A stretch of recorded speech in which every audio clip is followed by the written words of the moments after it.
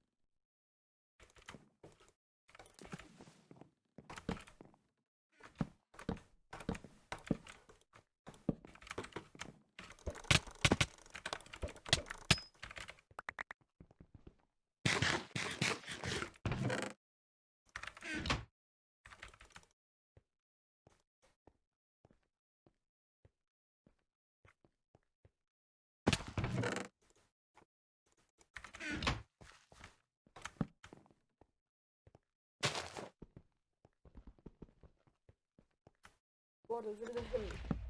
Yani cidden kasıyor çünkü bilgisayarımın ne oluyor? Fanı vardı. Ortucu olarak da geçiyordu. Böyle bilgisayarın o işlemci yerine takıyorsun. Bayağı çok kasıyor bu arada. Bırakmayın onu. Öldür lan beni gel. Evet, bu partide o zaman biraz sesli yapalım. Evet arkadaşlar geri döndüm. 5 ay, 4 aydır, 5'ten falan ondan döndüm. Artık tekrardan eski videolarımızı Among Us, ondan sonra Minecraft, şey son oyuncu falan. Evet. Ördük şu anda. Dediğim gibi Minecraft falan videolar gelecek arkadaşlar. Bu da Mouse and Keyboard sonuncusu. Daha çok böyle videolar istiyorsanız like atmayı unutmayın. Başka ne de söyleyebiliriz? Arkadaşlar yeni serilere başlayacağız. Süpercan, Taif diye bir oyun var. Oyun. Oyunun ikinci bölümünü bitirmiştim. Sizinle birlikte artık o oyuna başlayacağız. O zaman görüşürüz. Şimdi ben videoyu editleyeceğim falan. Bye bye.